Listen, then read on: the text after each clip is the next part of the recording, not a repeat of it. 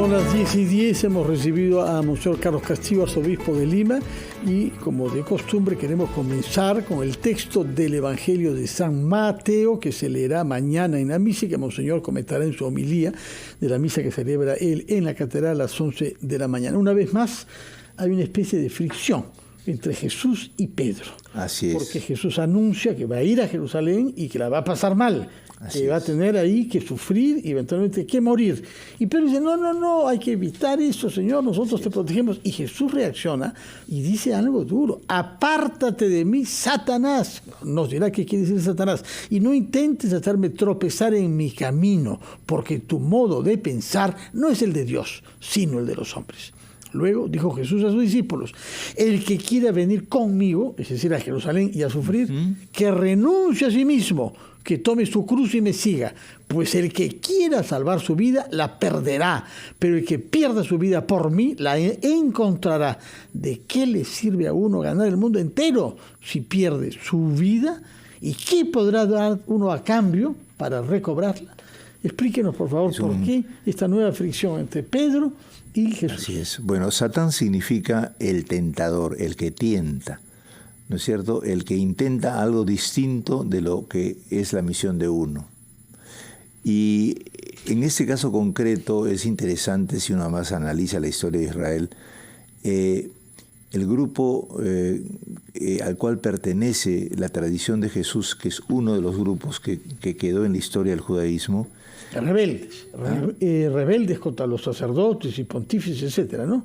Claro, o sea, pero era el grupo que fue perseguido desde después del exilio en adelante y no participó ya de la vida de los grupos oficiales de los israelitas. Es el grupo de Enoquita, que estaba formado por las familias de origen real y por los profetas. Es un grupo de familias y de comunidades que, siendo judíos, estaban en la base de la sociedad, en el lugar desplazado, y que aprendieron en el corazón de los pobres a esperar a su Dios como una salvación gratuita, generosa. Entonces, ese cultivo a lo largo de los siglos crea el ambiente para que en la época más terrible de Israel, que es en la época del Imperio Romano, en donde prácticamente toda esperanza estaba agotada, ¿no? Por eso es que se habla de la idea del apocalipsis o la apocalíptica, ¿no? La nueva revelación. Jesús expresa muy bien la espiritualidad de esa línea, la espiritualidad de los anahuim. Es decir, la salvación viene por gracia de Dios y por lo tanto nosotros nos colocamos en la historia, y ahí viene también la iglesia, en la historia como quien recuerda el aspecto humano, y el aspecto humano que implica entregar la vida, dar la vida.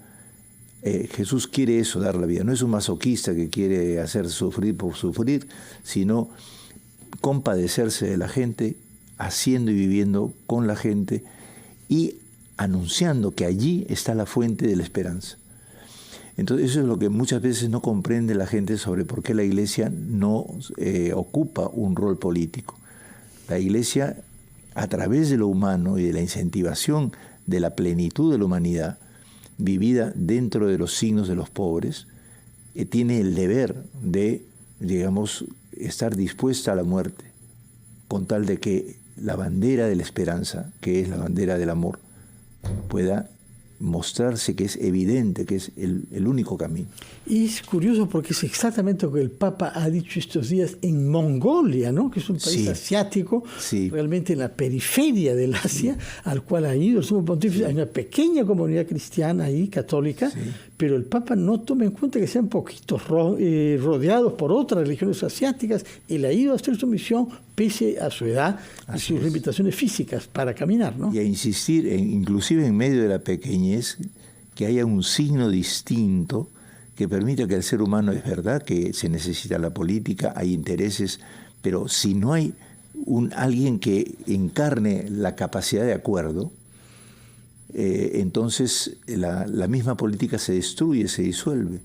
Los países se desintegran en una lucha intestina infinita. Y mucho más en una situación, como él mismo me dijo la vez pasada, si justamente hemos venido para este momento extremo de crisis, el cristianismo está para eso, para dar signo de que con paciencia las cosas se pueden resolver. Y entonces creo que esa tentación de Pedro viene del hecho de que al Señor, en el texto de la semana pasada, le da el poder de las llaves, que es el poder de discernir. Él lo toma como una especie de poder, digamos, omnímodo, y está queriendo que Jesús no sufra para poder llegar y ser como David, que entró a Jerusalén y gobernó. Para ser rey. Muy bien, vamos a hacer una pausa, después de la cual escucharemos precisamente al Papa y nos dirá algo sobre la semana que ha vivido usted, que viene viviendo, que está marcada por muchos acontecimientos, Santa Rosa de Lima por una parte, la Jornada de la Juventud por otra, y creo que ha celebrado ayer una misa en homenaje a las víctimas de la cantuta, así que nos dirá qué significa eso desde el punto de vista de... Bueno, hemos visto al Papa mismo anunciando el miércoles que viajaría al Asia, pero antes hizo una reflexión sobre la primera santa piel roja norteamericana y considerada por la Iglesia patrona de la naturaleza y de la ecología junto a San Francisco de Asís. Tenemos entonces a un italiano del siglo XIII junto a una indígena norteamericana que son los patronos de la ecología para la Iglesia Católica. Díganos una palabra sobre la manera como ha visto usted al Papa hablando de estos dos temas. Yo creo que el Papa siempre destaca como esta cosa que hemos hablado anteriormente, ¿no? Catalina tenía una especial predilección por la cruz. Ya digo, no es masoquismo, ¿no es cierto? Es solidaridad. Es dejar signos de que con la radicalidad profunda de la entrega se abre un horizonte nuevo en donde se pacifican las sociedades, ¿no? Y ahora en este viaje a Mongolia, como tú mismo lo has referido, ha hecho lo mismo, ¿no? El poder ayudar a que la pequeña comunidad cristiana que hay ahí abra puertas de diálogo, de esperanza, ¿no? Quizás sea, en el caso nuestro, tenemos una comunidad cristiana amplísima, pero tenemos que aprender a pacificarla y a pacificar la sociedad con nuestra propia iglesia pacificada. Y eso cuesta un poco de trabajo porque nos hemos habituado a muchas tensiones también en la iglesia, ¿no? Que a veces no se puede, digamos, parar porque se ha unido mucho a la costumbre de que aquí la iglesia era más bien colonial, ¿no? La iglesia tiene que superar la colonialidad. De acuerdo. Ahora bien, esta semana hay varias cosas en las que ha estado usted comprometido, la más importante de las cuales las dejamos para el final, que es la Jornada de la Juventud. Así es. Pero ha tenido que ocuparse del mes de Santa Rosa, que ya terminó hace 2 días, pero esto condujo a una campaña específica, de la misma manera que fue solicitado usted para celebrar una misa en homenaje a las víctimas de la cantuta, ¿no? Sí, el día de ayer. Asesinados por un cuerpo paramilitar en el 92. Sí, ha habido varias cosas. El día de San Agustín se hizo también el recuerdo de los 20 años de los resultados del informe de la Comisión de la Verdad, el 28 que es un día específico porque Agustín fue un gran buscador de la verdad. Y por eso he recordado en la homilía ese día la importancia de que todos los peruanos volvamos a la verdad de la realidad. Ahí encontraremos a Jesús. Pero si nos engañamos, si decimos que todo es bonito, pero no afrontamos la cruda realidad, que a la vez evidentemente con toda su crudeza puede ser muy difícil, pero nos permite comprender lo poco que somos, aceptar nuestro pecado, nuestros males y empezar a reparar juntos. Si no vemos la realidad, siempre nos engañaremos con cosas fatuas, completamente falsas, ¿no? Como por ejemplo, qué sé yo, que mi familia es de acá, que tiene tal origen, que tiene tal apellido, y todos somos pata al suelo, en el fondo.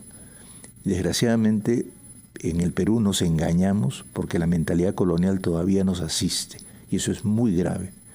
El cristianismo es realista, es capaz de afrontar. Y en ese sentido, algo bonito ha sido que en el Día de Santa Rosa, hemos celebrado con la policía, y con todas las enfermeras, se nos desmayó en medio de la misa un soldado de escolta. Inmediatamente el himno, ¿no? Las enfermeras a ayudarlo. No, yo mismo pedí... ¿No habría tomado desayuno? ¿No habría... Probablemente, estaba bajo la presión. La cuestión es que yo mismo no bajé inmediatamente, que mira qué curioso las mujeres, qué diferentes son, ¿no? Y yo dije, bueno, yo pedí perdón también porque, o sea, el que preside también tiene que estar atento, ¿no? Pero cómo nos paralizamos a veces cuando estamos encargados de cosas. Es una emergencia. Es una emergencia. Imprevista, ¿no? Saber adaptarse a la realidad y responder a las necesidades de la realidad, ¿no? Ha sido muy interesante eso. Hubo después un incendio en la Plaza de Armas. No, fue heladito, no, llenó de humo todo nada más. Bueno, pero en medio de eso hay una cosa bien importante en el mes de Santa Rosa, que es que la fe de la gente se mantiene y que, digamos, no se puede distorsionar a Rosa como una anécdota, ¿no? Rosa es mucho más que una anécdota, ¿no? Marcó definitivamente también. El Imperio Español quería que se conociera para mostrar que la evangelización iba para adelante. Sobre todo era la misión que habían dicho tener, pero estaban también una gran potencia económica, ¿no? Pero lo más importante es que estamos descubriendo la Rosa que desde el primer momento, ¿no?, hizo una opción muy clara por la gente más humilde y además porque así es explícito de ella, contra el dinero, ¿no? Cuando fue invitada por su madre a ir a la mina a ayudar a su papá en Quibes, ella hizo una respuesta clara, ¿no? Estos minerales son mentirosos y se producen con muchos achaques, sobre todo los achaques de los indios, los sufrimientos. En ese sentido, ha sido una semana muy interesante porque Rosa siempre anima, ¿no? Porque es muy caritativa. He estado también en el convento de las hermanas de donde murió, tanto los primeros días como el día 30. En el centro de Lima, ¿no? En el centro de Lima, Santa Rosa de las Monjas, ¿no? Sí. Detrás de la Fiscalía. Luego, sobre lo que tú me decías, la misa que he celebrado la he hecho por solidaridad con todos estos hermanos que trágicamente fueron desaparecidos, ¿no? E inclusive se quiso borrar cualquier huella para que no existiera pruebas y así olvidar el asunto. Se ha descubierto, alguien me ha contado que hay, no sé quién ha sido, que logró destilar una información de un laboratorio en Londres en donde se encontraban los restos. Que habían sido enviados allá para hacer investigación. Alguien claro, pero luego no se hizo esa investigación y entonces se ha logrado últimamente que esto se conozca, se ha identificado con los ADN de las familias y las familias han podido recoger los restos. 31 años después hubo una misa en homenaje. Así es, en la iglesia de la Recoleta. Sí, y hemos orado junto con ellos y les he tratado de consolar también.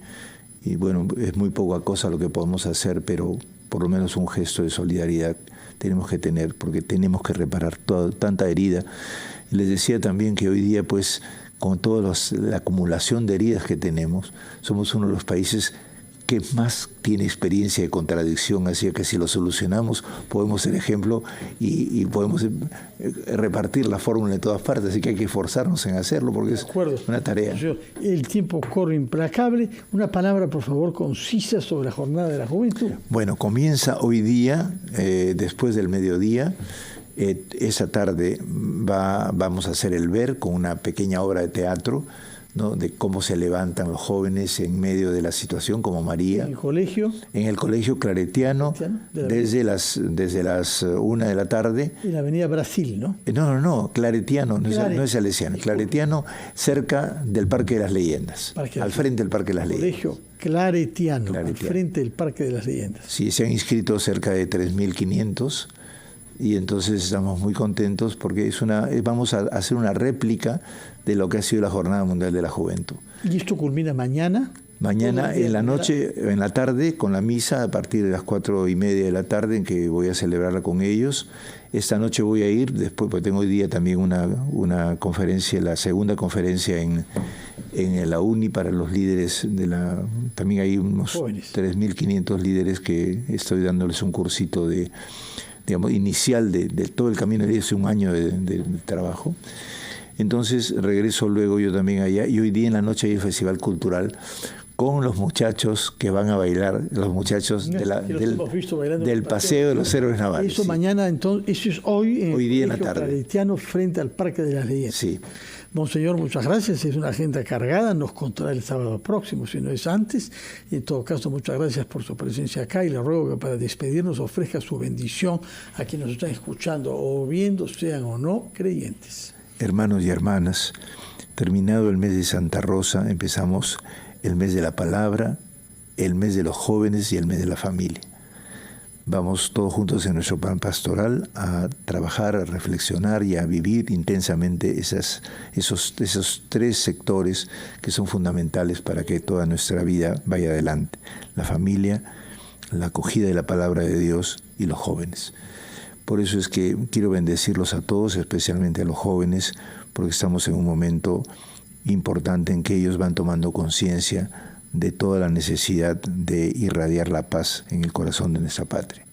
Y por eso los bendigo ahora y recuerdo especialmente a la abuelita de mi jefe de prensa, de Juanjo, que ha fallecido ayer, una mujer extraordinaria con la cual en su pueblo, en su barrio, en el planeta, hemos estado muy en contacto siempre. La bendición de Dios Todopoderoso, Padre, Hijo y Espíritu Santo, descienda sobre todo nuestro pueblo y permanezca para siempre. Amén. Muchas gracias, Monseñor Carlos Castillo, arzobispo de Lima. Ha sido Diálogo de Fe, programa de RPP. Sigan con nosotros. Ya viene nuestro colega Jesús Vélez para familia.com. Está al tanto de las innovaciones en la tecnología digital. Por mi parte, les deseo a todos un feliz fin de semana, en particular a los jóvenes que acudirán al Colegio Claretiano para participar en esta jornada de la juventud promovida por la Arquidiócesis de Lima. Muy buenos días y gracias por su sintonía.